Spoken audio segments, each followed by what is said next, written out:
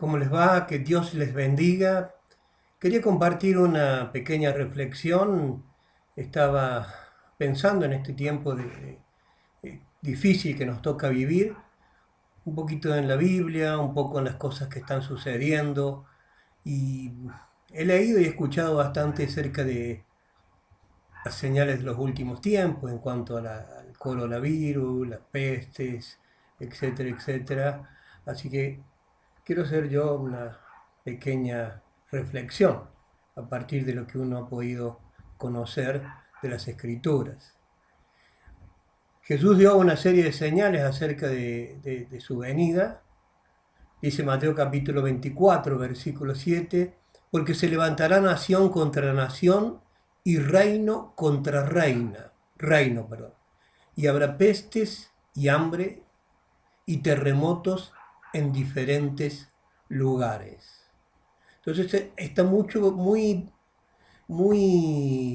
apegada a la idea de la venida pronta del Señor, porque vemos que se cumplen algunas señales.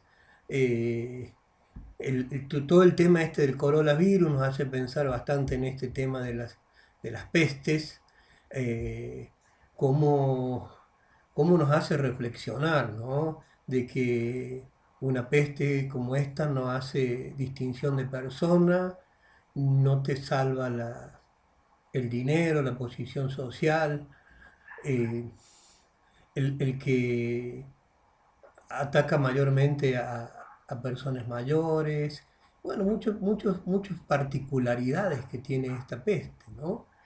Y que el dinero no te da un blindaje y realmente te hace pensar en lo vulnerables que somos.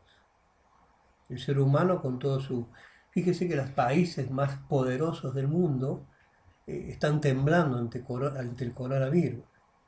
Y en estos días también sucedió un terremoto, eh, y se lanzó una alerta por unos posibles tsunamis en varios lugares, sobre todo alrededor del Océano Pacífico al sur, pero no podemos dejar de pensar en que Cristo viene pronto. El asunto es que hay que encarar la profecía bíblica con las particularidades que tiene.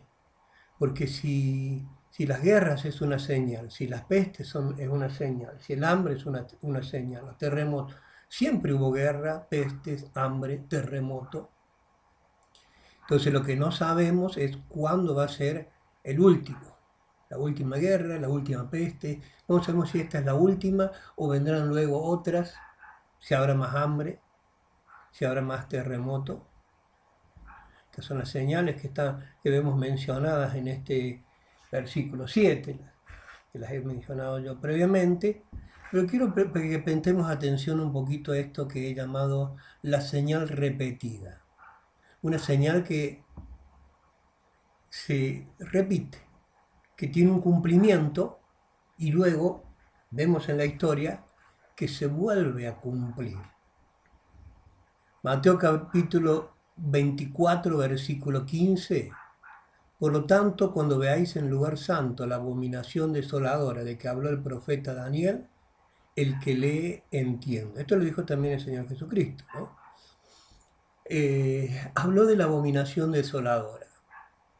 Habla de una señal, está hablando de una señal. Cuando vean la abominación desoladora, y dice que ya habló de esta señal, ya habló el profeta Daniel. Y vamos a ver los textos bíblicos en que Daniel habla de la abominación desoladora. Daniel capítulo 11, versículo 31, y dice, y se levantarán de su parte tropas que profanarán el santuario y la fortaleza, y quitarán el continuo sacrificio y pondrán la abominación desoladora. Hay algo que es claro en este texto bíblico, y es que hay una profanación del templo. Profanarán el santuario, eh, harán que cese el sacrificio y pondrán la abominación desoladora. O sea, habla de una profanación del templo, de que el sacrificio a Jehová se deja de hacer y en lugar del sacrificio a Jehová, se establece una abominación, lo que es la abominación desoladora. Entendemos que cuando la Biblia habla de la abominación desoladora, juntando todos estos elementos, sería una profanación grosera del templo de Dios. El lugar apartado para adorar a Dios va a ser profanado de una manera tremendamente ofensiva para Dios y para su pueblo. Daniel sigue hablando en otro texto, en el 12:11, habla de la abominación desoladora, y dice, desde el tiempo que se ha quitado el continuo sacrificio hasta la abominación desoladora, habrá 1290 días. No vamos a hablar de los días y de su significado, pero sí vemos que acá nuevamente habla de que cesa el sacrificio y se establece la abominación desoladora. Algunos estudiosos bíblicos, y yo comparto esa idea, creemos que se refiere a una profanación del templo, ¿sí? Entonces hicimos la señal repetida porque esta señal se cumplió. Muchísimos intérpretes consideraron, los judíos vieron que su cumplimiento de la profecía de Daniel en Antíoco Epífanes. Fue el primer cumplimiento de esta profecía en el año, el año 168 a.C. Saqueó y destruyó el templo. Levantó un altar griego donde estaba el templo.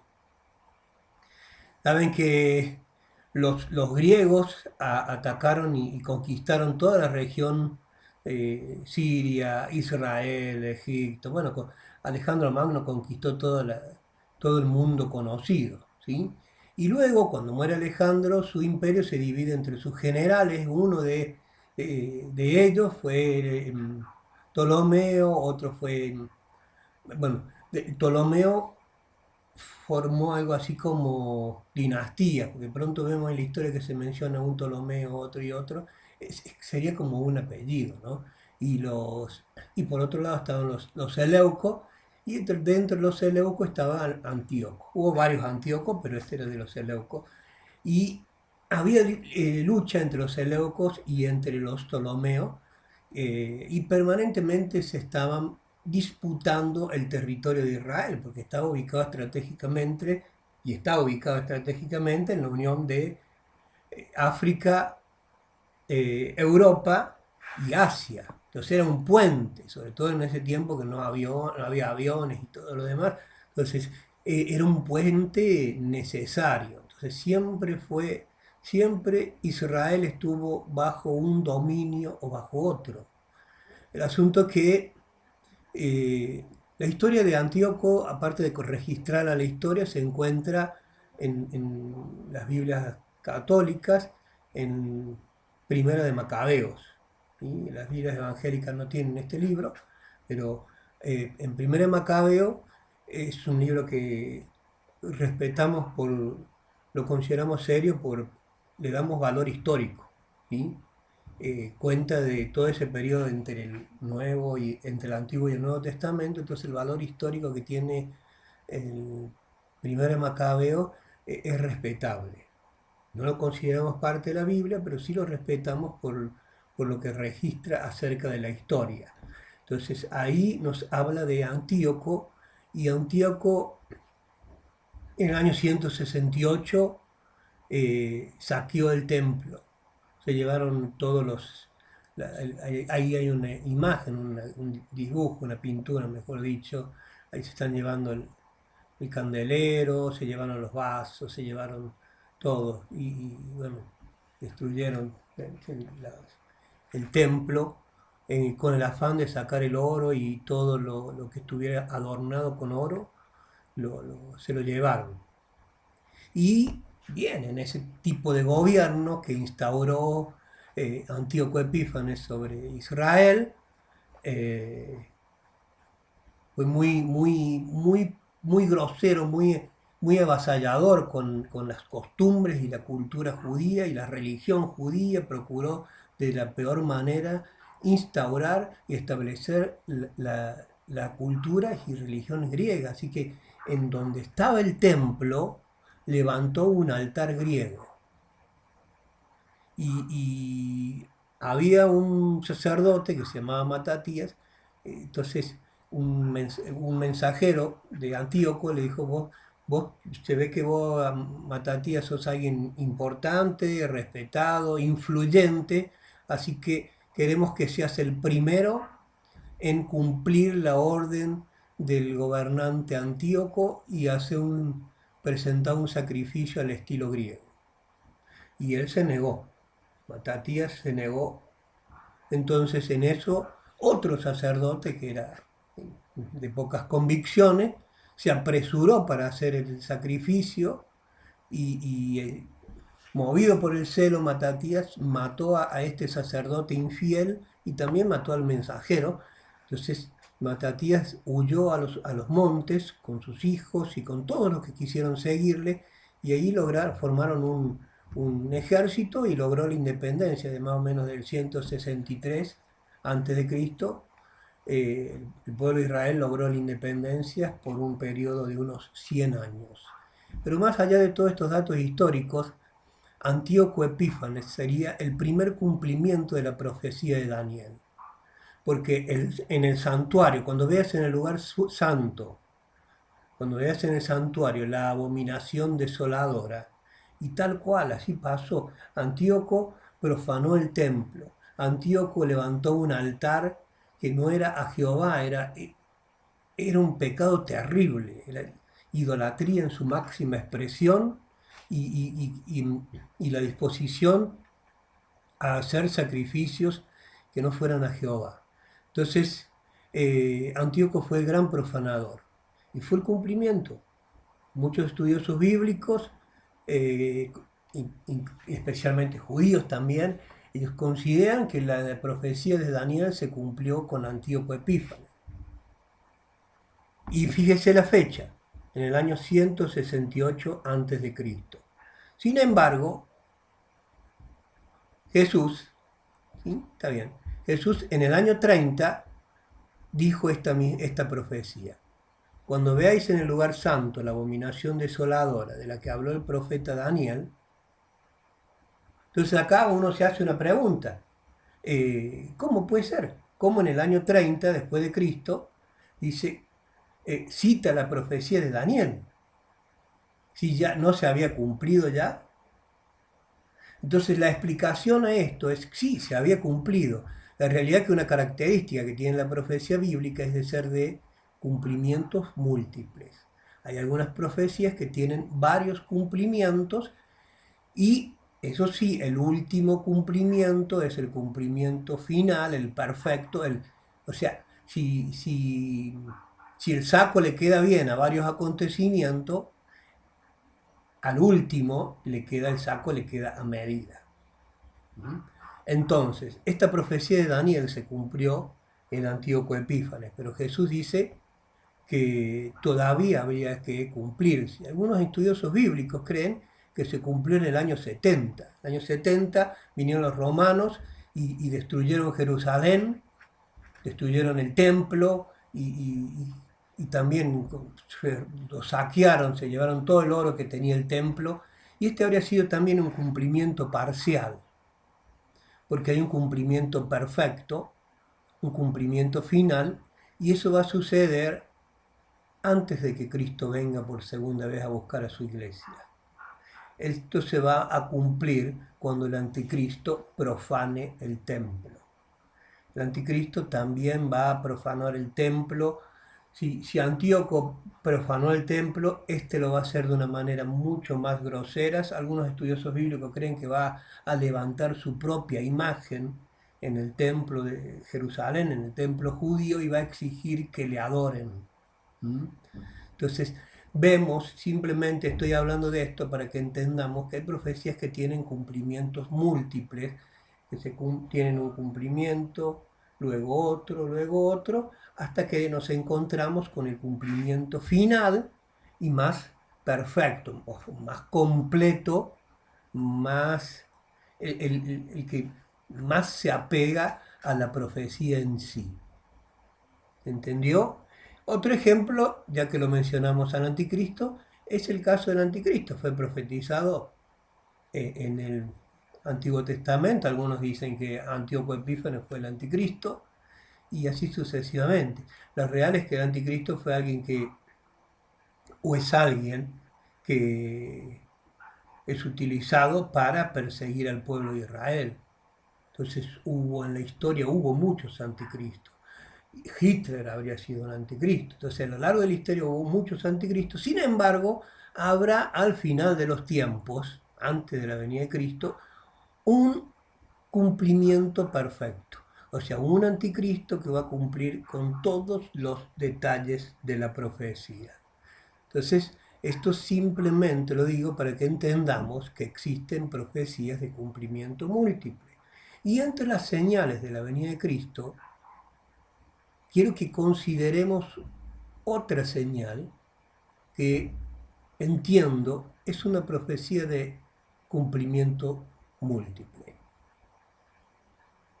Y es la profecía del profeta Joel, que dice, está citada en Hechos capítulo 2, fue el día de Pentecostés, que se convierte en un montón de personas, unas 3.000 personas, y todos salían 120, me estoy cambiando el orden, ¿no? 120 habían sido llenos del Espíritu Santo y todos hablando en lengua, entonces se amontonó mucha gente alrededor, entonces Pedro dio un mensaje y dice,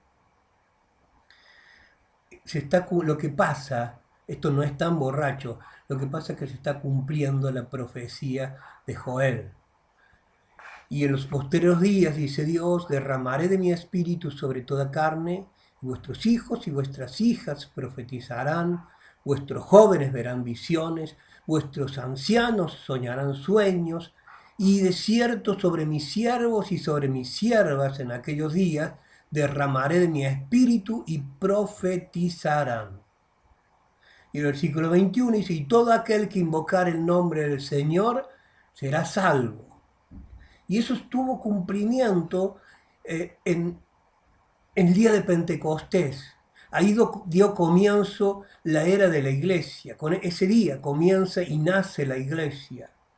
Entonces en los posteriores días, y nosotros entendemos que estamos viviendo en los posteriores días, pero ese día de Pentecostés fue en el año 30 después de Cristo. Estamos viviendo en el 2020, o sea, casi 2000 años después y seguimos hablando de que estamos en los posteriores días. Entonces, la pregunta que nos hacemos es si esta profecía del profeta Joel no es una profecía de cumplimiento múltiple. Y a mi humilde entender, sí, porque esta profecía se vuelve a cumplir. Primero se cumplió el día de Pentecostés en Hechos 2.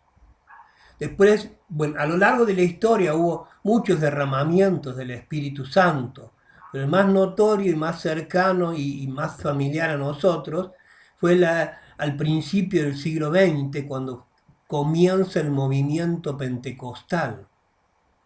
Luego de eso, en el siglo XX, hay nuevamente un derramamiento del Espíritu Santo que da origen al movimiento carismático entre los católicos y también un movimiento carismático entre iglesias no pentecostales. Hubo un grupo de iglesias evangélicas que decían, nosotros no somos pentecostales, pero creemos en el bautismo del Espíritu Santo. Entonces es lo que se llama la tercera oleada del Espíritu Santo, ¿sí? Entonces vemos que esta profecía tiene múltiples cumplimientos. El asunto que esta profecía está asociada con los tiempos finales. Y los tiempos finales no pueden ser 2000 años antes del final, o más años, pues no sabemos exactamente cuándo viene Cristo. Pero lo real es que esta profecía de Joel le está faltando el cumplimiento final y perfecto. Entiendo un derramamiento del Espíritu Santo como nunca antes. Un derramamiento como dice el profeta Joel, que sobre los jóvenes, sobre los ancianos, sueños, visiones, cantidad de gente invocando el nombre del Señor y siendo salva. Y habla de una señal de este tiempo. Porque podemos asustarnos por las pestes, podemos asustarnos por los terremotos, podemos asustarnos por muchas cosas, pero la idea es que las señales no nos asusten. La idea es que los señales nos preparen para la venida de Jesús. Estar preparados porque Cristo viene pronto. Hay una señal puntual y específica que está en Mateo capítulo 24, 14. Y será predicado este evangelio del reino en todo el mundo, para testimonio a todas las naciones, y entonces vendrá el fin.